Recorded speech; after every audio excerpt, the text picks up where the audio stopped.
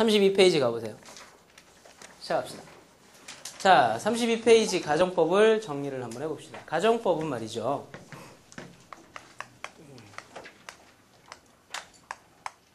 다시 한번 얘기해 봅시다. 가정법이라고 하는 거는 기본적으로 얘도 마찬가지예요. 누구가 지배했었어요? 오케이. 첫 번째 동사 영역이다. 그래서 똑같은 말이 하나 좀 나오셔야 돼요. 가정법은 동사의 영역이다. 그렇기 때문에 뭐 잡아야 돼요? 예, 동사의 어형을 일단 잡으셔야 돼요. 그죠? 동사 어형 잡으려면 뭐가 필요하죠? 가정법의 종류가 뭐가 있는지 알아야 돼요. 맞죠? 네, 그래서 가정법이라고 하는 개념은 일단은 동사 영역이기 때문에 법의 종류가 뭔지 알아야 되는데, 그럼 법의 종류를 가보죠. 가정법의 종류가 첫 번째는 뭐가 있어요? 가정법 미래. 두 번째는 뭐가 있죠? 가정법 현재, 가정법 과거, 가정법 과거 완료. 이렇게. 그래서 총 이렇게 한 4가지 정도를 가정법이라고 하는데요. 가정법이라고 했을 때 일단은 가정법의 종류는 4가지인데요. 또 한 가지가 더 플러스가 되셔야 돼요. 우리가 보통 이제 가정이라고 그러면 한국말로 해석하면 뭐뭐라면 요게 하나 있고, 뭐뭐 할 텐데 라고 하는 게 또 하나 있다고. 그쵸? 뭐뭐라면이라고 하는 거, 뭐뭐라면이라고 하는 거가 영어로는 누가 유도하냐면 if가 만드는 절이 있어요. 그죠? 그럼 if는 품사가 접속사이기 때문에 if절은 주절이에요? 종속절이에요? 종속절이라고 그러죠. 종속절인데 말을 좀 다르게도 바꿔요. if니까 말 그대로 조건을 제시하는 거니까 무슨 절? 조건절이라고도 해요.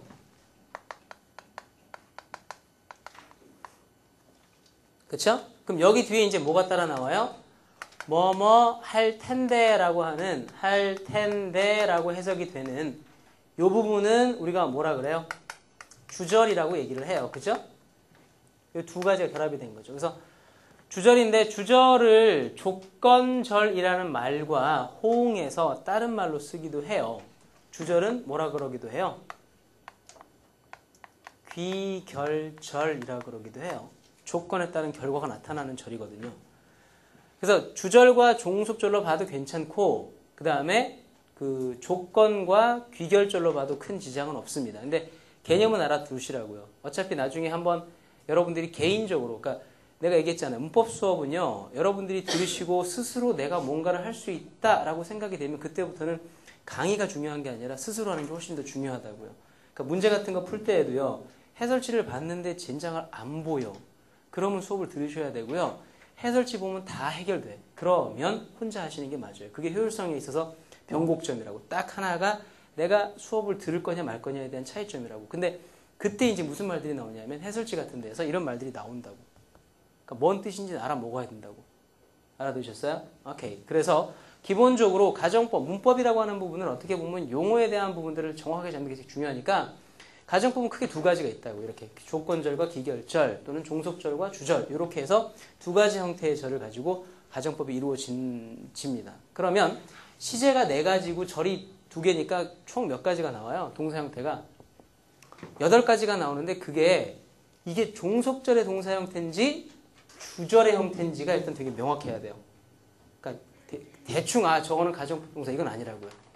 아셨어요? 가정법 조건절 동사, 가정법 주절 동사, 이게 나와야 된다고. 알았죠? 자, 그래서 여기서 지금 4가지를 한꺼번에 제가 정리해 드릴 테니까 그냥 통째로 다 외우세요. 그게 제일 좋습니다. 어차피 동사 어형은 외우시는 거잖아요. 그지? 오케이, 가볼게요. 가정법 미래 형태. if 조건절 다음에 주어 다음에 누가 들어가요?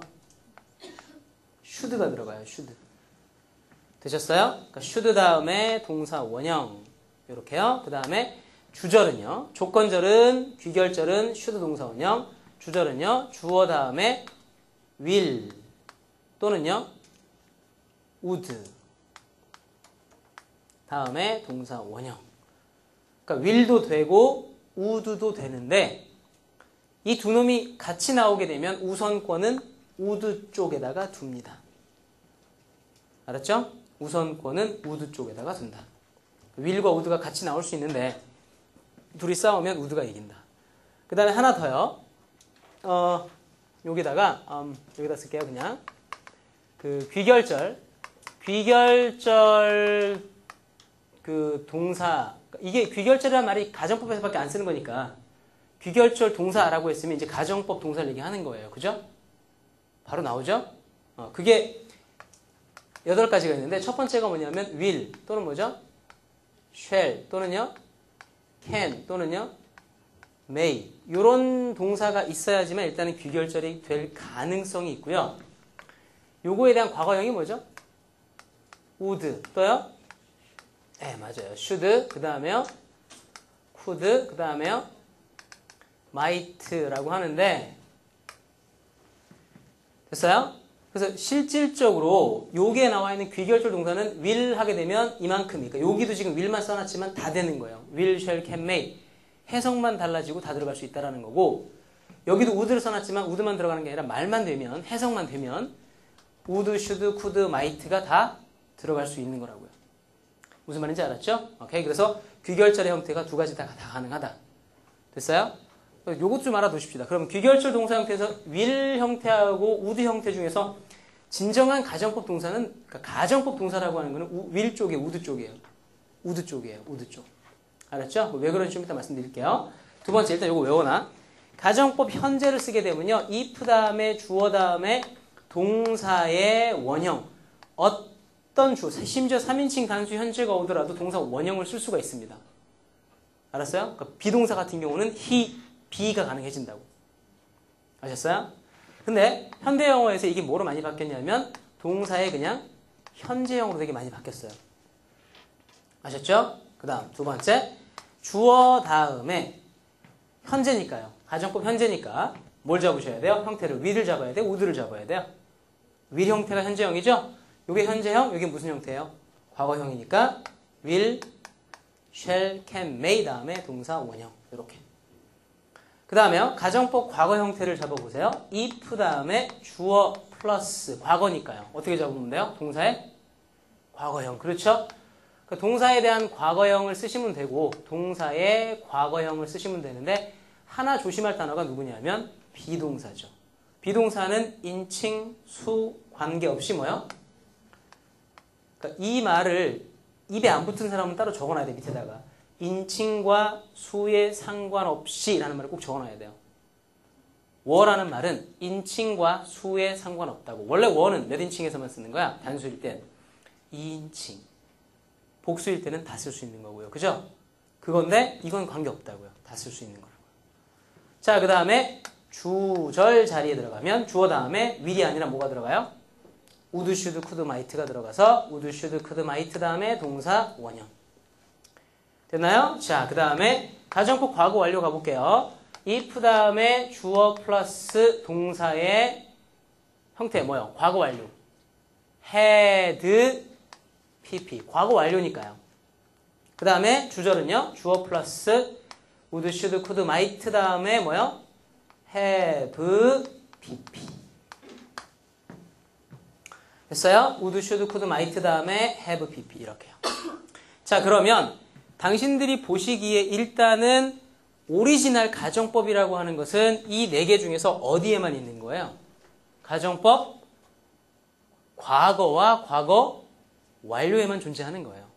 그럼 거기서 잠깐 내가 지금 자꾸 가정법을 하면서 4개를 다 하면서 오리지널 이 얘기를 하는데 이게 무슨 얘기냐면 오리지널 가정법이 뭐냐면 가정이라고 하는 개념은 뭐냐면 가정이 뭐야? 가정이 사실인가요? 사실의 반대인가요?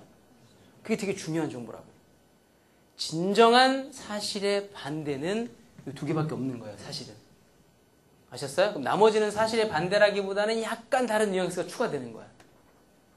아시겠죠? 오케이. 그래서 됐어요. 어찌됐거나 기본적 개념은 이렇게 해서 동사 형태를 다 외워두셔야 되겠습니다. 이렇게 됐죠? 다 외워두시고 두 번째는 요게 이제 동사에 대한 어형에 대한 부분들이에요. 두 번째 그럼 가정법에서 세 번째 조심할 게 뭐냐면요. 가정법은 방금 내가 얘기했던 그 가정법의 의미를 한번 생각을 해봐요. 가정법이란 이 가정이라고 하는 게 뭐예요? 가정이. 가정이 뭐예요? 가정. 스위트 홈? 재밌다. 이게 되는구나, 가정이. 우리 집 가정은 행복해요. 안 되겠다. 그만했어야 되는데, 거기서 멈췄어야 되는데요. 가정이라는 게 뭐예요? 가정? 가정. 가짜로 정하는 거예요, 말 그대로. 맞잖아, 가정. 그죠? 그러니까 그러면 사실인가요? 사실이 아닌가요? 그게 되게 중요한 거예요. 사실이 아니라는 거라고. 그쵸? 그러니까 가정이라는 건요. 사실의 반대라고요. 가정이라고 하는 개념은 사실의 반대야. 됐어? 그러면 사실의 반대를 나타내는 방법을 무슨 법이요? 가정법이라고 해요. 그러면 이것도 있어야 돼요. 이거를 이해하시려면 이것도 있어야 돼요. 사실을 나타내는 방법은 뭔 법? 그게 직설법이에요. 그래서 가정법을 배웠으면 따라 나오는 말이 직설법이라고요. 얘기하세요. 직설법은 뭘 표시하는 말? 사실을 표시하는 말이고요. 가정법은 뭘 표시하는 말이요? 사실의 반대를 표시하는 말이라고요. 무슨 말인지 아시겠어요? 그게 끝이에요. 그러면 여기서 끝나는 게 아니라고. 그럼 이 두 가지가 이제 합쳐야 된다고. 가정법은 동사 영역이니까 동사 어용 잡아야 되는데 잡았어. 됐어. 내용을 봤더니 직설법과 반대래요. 근데 왜 여기서 무서운지 아시죠? 여기에 보니까 미래, 현재, 과거, 완료라고 해서 뭐가 있냐면 시제가 있단 말이에요. 그럼 직설법에도 뭐가 있어요? 시제가 12가지 어용이 다 있다고요. 문제가 생겨. 여기에 똑같이 직설법에 대한 정보가 들어가는데 직설법과는 반대 정보니까 시제 차이하고 해석상의 차이를 잡으셔야 된다고. 아셨어요? 그러면 시제를 잡으셔야 돼. 가정법 미래는 직설법 언제 사실의 반대다. 그거 잡아야 돼요. 가정법 미래는 직설법 언제 사실의 반대다? 미래 사실의 반대다. 가정법 현재는요? 미래 사실의 반대다. 가정법 과거는요? 그죠. 현재 세 번 하다 보면 맞아요. 재미없구나. 현재 사실의 반대다. 가정법 과거 완료는요? 과거 사실의 반대다. 무슨 말인지 아셨어요? 그러니까 지금부터 여러분들이 잡으셔야 될 게 뭐냐면 이게 뭘 얘기하냐면 미래 사실, 현재 사실, 과거 사실 이게 뭐냐면 시제에 대한 기준이라고. 잘 봐봐. 여기 미래, 현재, 과거 완료다라고 하는 개념은 전부 다 어디서 차용한 거냐면 태에서 데리고 온 게 아니라 시제에서 데리고 온 거란 말이야. 시제에서 데리고 왔으면 가정법은 1차적으로 무슨 문제야? 시제 문제야. 뭐 필요하니? 기준점. 무슨 말인지 알겠냐고. If I am rich now. 맞아요, 틀려요?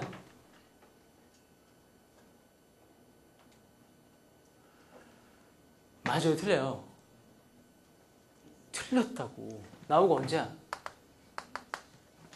현재 사실의 반대는 뭐요? 가정법.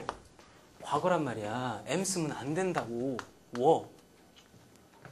이게 무슨 문제인데? 가정법 문제라고요? 맞아. 근데 원론적으로 무슨 문제야? 시제 문제라고. 뭐 잡아야 돼? 기준점이랑 어형 맞추는 거. 시제가 그거였잖아.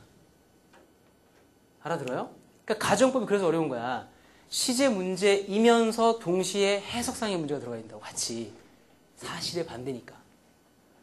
이 말 안에 내포된 뜻은 나는 부자야, 부자가 아니야. 그렇지. 내가 전달하는 정보는 부자가 아니야. 근데 시제가 워니까 옛날에 부자가 아니었다가 아니고 지금 부자가 아니란 뜻이라고. 알아들어요?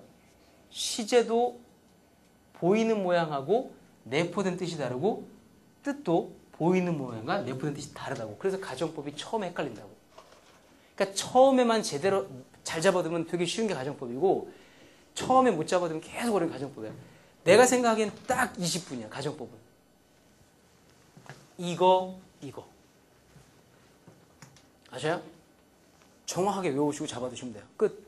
이게 다야, 가정법은. 지금부터는 이제 하나씩 가면 돼. 법에 따라서. 아셨어요? 간다. 그럼 보면 말이지. 이렇게 딱 보면 가정법에 대한 가장 기본적인 개념을 딱 잡고 보니까 이렇게 4개 써놓은 거 딱 보는 순간 바로 궁금한 게 하나 딱 생겨. 뭐? 안 생기는구나. 그치. 안 생길 수도 있지. 뭐 살다 보면. 그죠? 하나씩 가보죠.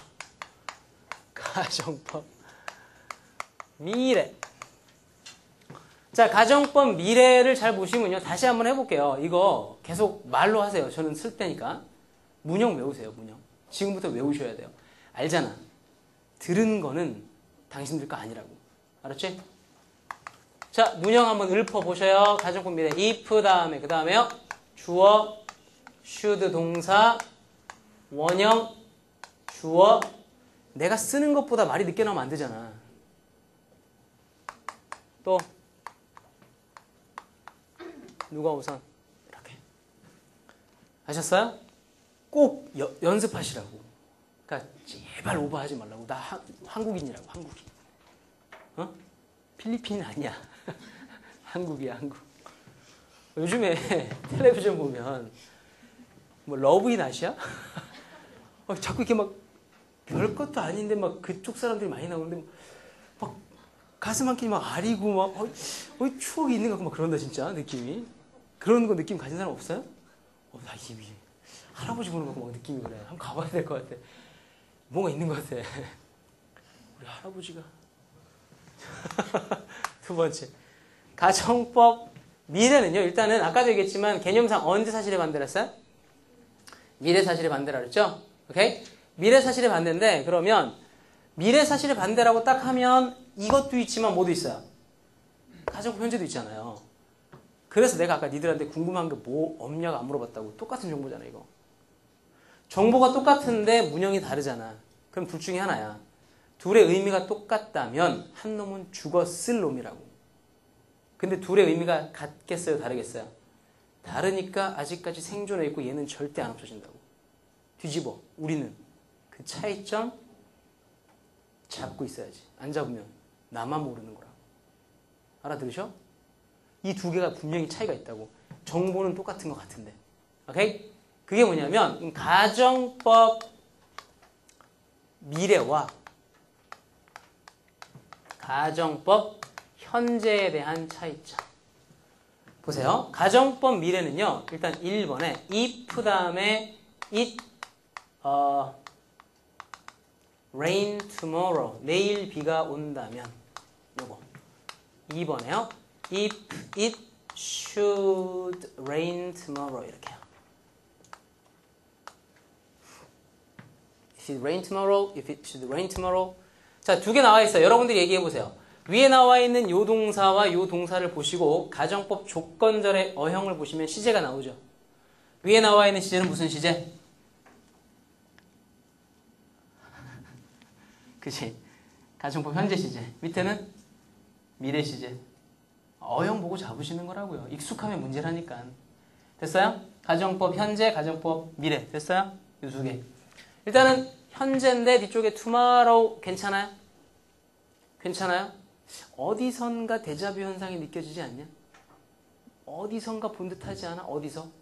지난 시간에 시간 조건의 부사절에서 시간 조건의 부사절. 조건. 현재. 이것도 되지만 이것도 되잖아. 현재는 뭘 대신한다? tomorrow랑 맞아? 그 얘기네. 알겠네. 대충 알겠네 이거. 그쵸? 됐어요? 두 번째. 요거랑 should가 들어갔을 때 차이. 요 두 가지를 잡으시면 돼요. 얘도 should가 있기 때문에 tomorrow, 미래 사실과 동사가 매칭이 되죠? 오케이. 그럼 그 다음은 차이가 뭐냐? 형태가 다르니까 해석이 틀려. 그러니까 해석이라는 얘기는 영어 원어민들이 느끼는 그 감각이 다르다고. 잘 잡으셔야 돼요. 가정법 현재를 가지고 쓰는 가정법 미래 개념은요. 가정법 현재로 쓰는 미래 사실의 반대는 요거는요. 가능성을 모르는 거예요. 그러니까 비가 올지 안 올지를 모르는 거야. 그러니까 정보가 없는 거라고. 알았어요? 야, 월드컵 하는 날 비 온대 안 온대? 그치, 요 상황이야. 아무 대답 못하지. 이때는 욕을 쓰는 거라고. 아셨어요? 그럼 should를 쓰는 건 뭐냐면 이거는요. 가능성이 낮아요. 그러니까 가능성이라고 하는 건 누가 가지고 있는 거야? 가능성이라고 하는 거는 발생 가능성이니까 동사가 일어날 가능성이야. 딴 데 잡는 거 아니라고. 동사. 동사가 다르잖아. 그러니까 이 동사가 발생할 가능성을 if it rain이라고 쓰면 모르는 거고 if it should rain 하게 되면 뭐라고요? 알고 있는데 그게 낮은 거라고. 그럼 어떤 정보가 있는 거예요? 반대 정보가 있는 거야? 아니면은 반대 정보, 반대가 뭐죠? 그냥 하자. 그래서 반대 정보가 있는 거야. 반대 정보가 있는 거라고. 이 말을 하는 사람한테는. 아셨어요? 그러면 일기예보를 들었더니 내일 비가 안 온답니다. 근데 그 말을 내가 알고 있어. 그러면 말을 할 때는 위에 걸 써야 돼? 밑에 걸 써야 돼요? 밑에 걸 쓰는 거예요. 비가 안 온다라는 정보를 내가 알고 있으니까 내일 비가 온다면 이거는 밑에 거라고. 알았어요? 뭐 어렵지 않은 것 같은데. 이해했죠? 알았어. 한 방에 해결해 드릴게요. 한 방에. should를요. 우리나라 말로 기가 막히게 한마디로 해결할 수 있습니다. 이게. 그 should는 우리나라 말로 외우시면 돼요. should는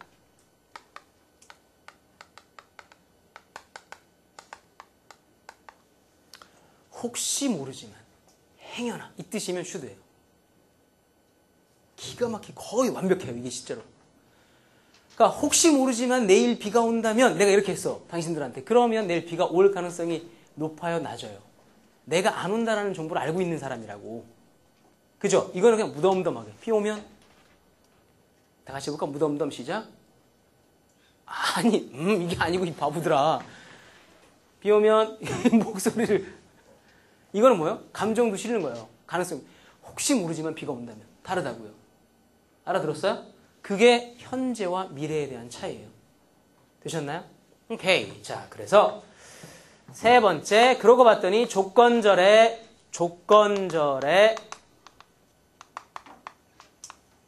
should는 뭐라고요? 해석상 혹시나 또 행여나. 요즘에요. 편입시험에서 이거 펑추에이션 문제 나오잖아. 그러니까 자꾸 쓸 때 신경 써요. 이거를 지대로 써줘야 된대. 그냥 옛날에 그냥 빵빵 찍고 나갔는데 이게 아시죠? 이렇게 펑추에이션 안에 콤마가 이렇게 들어가셔야 되는 거 아시죠? 별짓 다 한다. 자, 됐어요. 안 나와. 라고 했다가 또 나오면 어떡하지? 이 편입이 정말 너무 방대해서 하여튼 자 조건절의 should는 혹시 또는 행여라는 뜻이고요. 그래서 여러분들 얘기를 해보세요. 가능성이 낮아요? 높아요? 가능성이 뭐요? 낮은 미래라고요. 낮은 미래면 뭘 쓴다고요? 가정법 미래를 쓰는 거다. 됐어요? 그럼 네 번째요. 주절의 will과 would가 싸우잖아요. 경합하죠? 그럼 주절의 will과 would 중에서 아까 will을 우선한다 그랬어요? would를 우선한다 그랬어요? would를 우선한다고 했죠? 그럼 이것도 왜 그런지 개념 잡으셔야 된다고. will이라고 하는 개념과 would라고 하는 개념의 가장 기본적인 차이점이 뭔지 한번 얘기해봐요. 여기 있던 거 다시. will, shall, can, may와 would, should, could, might에 대한 차이가 뭡니까? will, shall, can, may는 현재고요. would, should, could, might는 과거다가 아니다가 첫 번째 할 일이에요. will, shall, can, may는 현재다? 아니고요. would, should, could, might는 과거다? 도 아니라고요. 그럼 쟤들은 뭐예요? will, shall, can, may도 현재, 과거 다 되고요. would, should, could, might도 현재, 과거 다 돼요. 알아들으셔요? 본 적 있는데? 있어. 어디서? would, should, could, might가 과거일 때는요. 화법에서요. 아셨어요? 대절 내에 종속절에 전달 동사 다음에 나오는 화법에서만 그 짓거리 하는 거고 시제 일치 규칙에서만 would, should, could, might가 과거. 그러니까 과거의 형태는 맞다고요. 근데 과거를 표현하지만 다시 과거 써야 되겠다. 생각보다 어렵네요. 이거 말 정리하는 게. would, should, could, might는요. 첫 번째 현재와 과거가 중심은 아니다라는 거야. 그러니까 will은 현재고요. 미래고요. would는 과거다. 그게 아니라고. 가정법에서는. 알아들으셔요? 어디서만 would가 과거라고요? 시제 일치에서만. 요까지만 잡자. 알았죠? 여기까지. 그러니까 현재와 과거가 중심이 아니. 그럼 뭐가 중심이냐? 가정법이기 때문에 일로 가야 되겠네. 다시.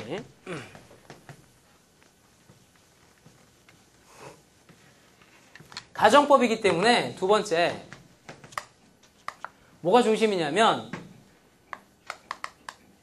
가능성이 핵심이에요. 그러니까 가능성의 표시를 해주는 게 will과 would라고요. 그러니까 잘 들으세요. 이거는 모든 영어 전반에 다 똑같다고요. will과 would에 대한 차이점은요. 가능성에 대한 표시이기 때문에 시제에 대한 기준은 아니라고요. 물론 꼭 잡아두셔야 될 게 있어요. 시제 일치는 다른 얘기예요.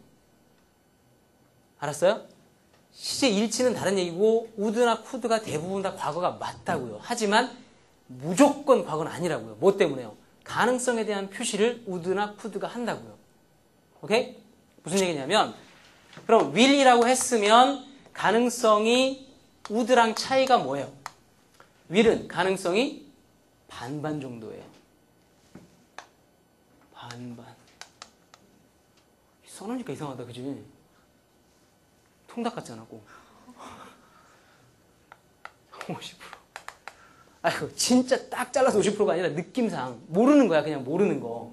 다시. 모르는 거라고, 모르는 거. will을 쓰게 되면요, 모르는 정보라고요. 그러니까 그냥 발생하면 그렇게 되는 거야, 그냥. 아니면 말고. 좀 무책임한가? 하여튼 그런 개념이라고, will은.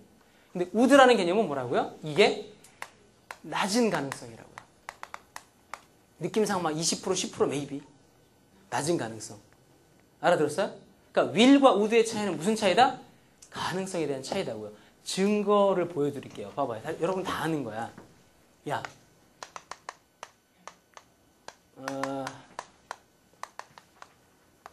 will you help me? 맞아요, 틀려요?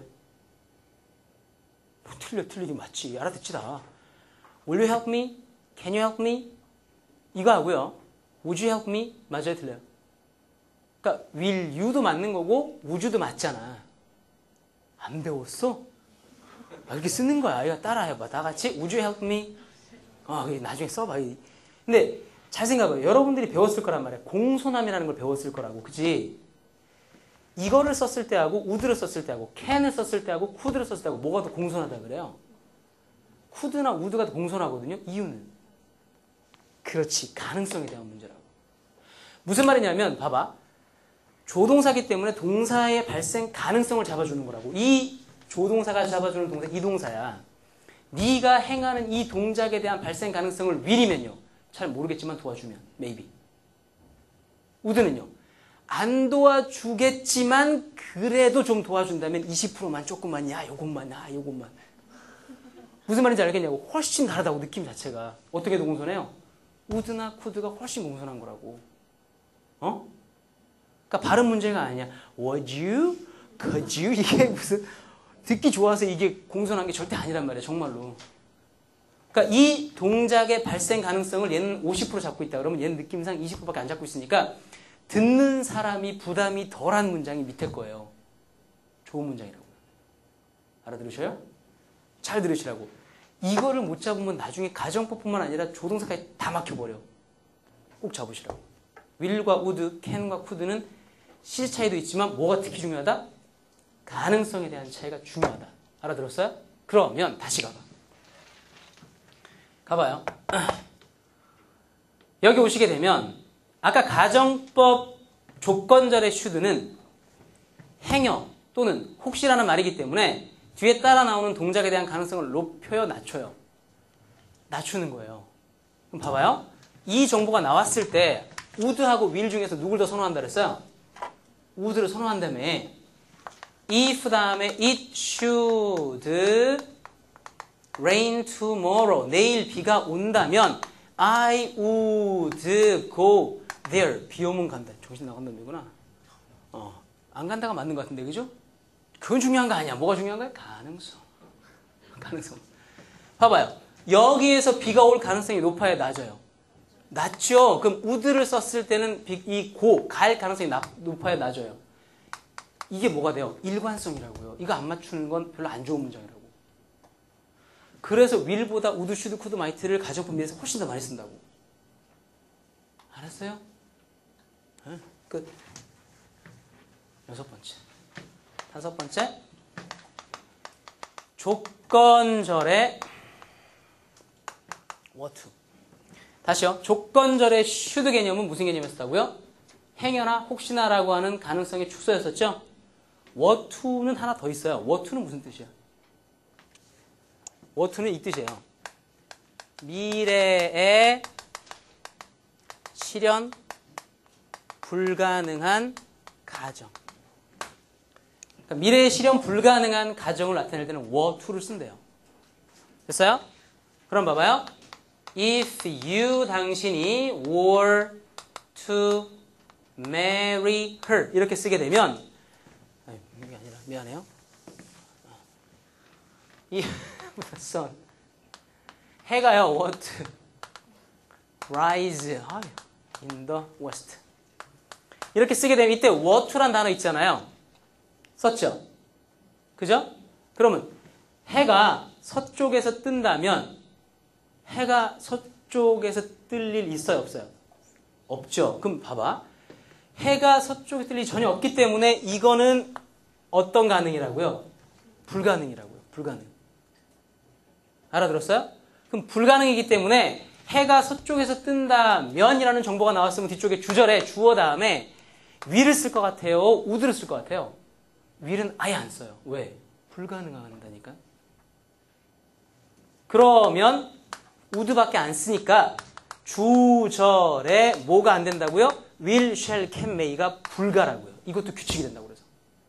뭔 얘기인지 알아요? 똑같아요. 가능성에 대한 일관성이 똑같단 말이에요. 가정법은. 감 잡히냐? 끝. 그럼 봐봐요. 아까 쓰다 말았던 문장인데 if you were to marry her 이렇게 쓰게 되면 자 이거 네가 그 여자랑 결혼하는 거는 불가능한 사실인가요? 100%? 아니죠. were to 쓰면 돼요? 안 돼요? were to 쓰면 돼요? 안 돼요? 되죠. 이 가능성과 불가능성은 주관적이라고요. 아셨어요? 물론 객관성이 이미 나와 있는 건 쓰면 안 되는 거예요. 여기다 봐봐 다시. 여기 were to 대신에 should 쓰면 돼요? 안 돼요? 내일 아침에 혹시 모르는데 수족이 뜨면 말이야. 전화 좀 해줘봐. 돼요? 안 돼요? 전혀 안 돼요. 무슨 말인지 알죠? 이거는 팩트가 너무 명백하기 때문에 아예 이게 안 되는 건데 이거 같은 경우는 물론 뭐 사람이 살다 보면 할 수도 있긴 하겠지만 불가능할 수도 있잖아요. 그죠? 그럼 이렇게 were to를 쓰게 되면 말하는 사람이 뭘 얘기하는 거예요? 너 그거 안 돼. 하지 말라고. 그 얘기라고. 알아들으셔요? 여기에다가 모르겠다. 뭐 이게 하지 말고 이렇게 당신들이 직접 피부로 느끼게. If you were to pass. 이거 들었을 때 하고요. should 들었을 때 차라리 뭘 듣는 게 더 좋아요? should가 차라리 더 나아. 그치? 그게 돼야 돼. 그러니까 팩트가 무조건 불가능한 사실만 되는 게 아니라 말하는 사람이 생각하기에 불가능하다고 생각하면 뭘 날려버린다고? were to 날려버리면 된다고 그냥. should는요. 가능성이 많이 낮은 거고요. 여기에다 그냥 if you pass라고 쓰게 되면 뭐예요? 내가 너에 대한 정보를 전혀 모르는 거라고. 그러니까 순수한 조건이라고. 됐어요?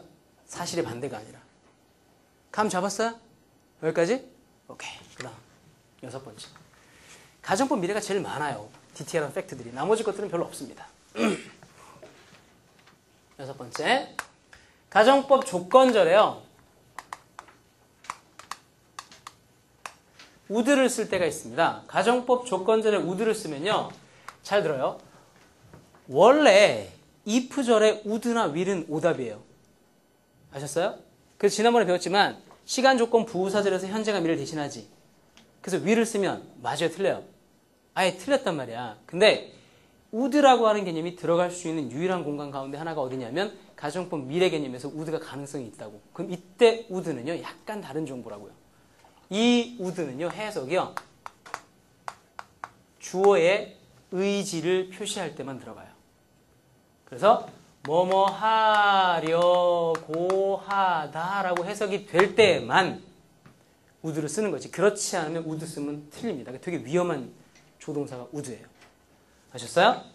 그래서 if 다음에 you 당신이 would pass the exam 이렇게 해요. 당신이 그 시험에 합격할 의지가 있다면 이라는 뜻이야. 이렇게 쓰게 되면. 무슨 말인지 알겠죠? 오케이. 자, 그래서 조건절에 would를 쓸 수 있는 유일한 경우 하나를 가정법 미래에 좀 잡아두시면 되겠습니다. 여기까지. 그 다음에 가정법 미래는 끝났고요. 현재로 가야 되는데 다음에 갑시다. 수고하셨습니다. 네.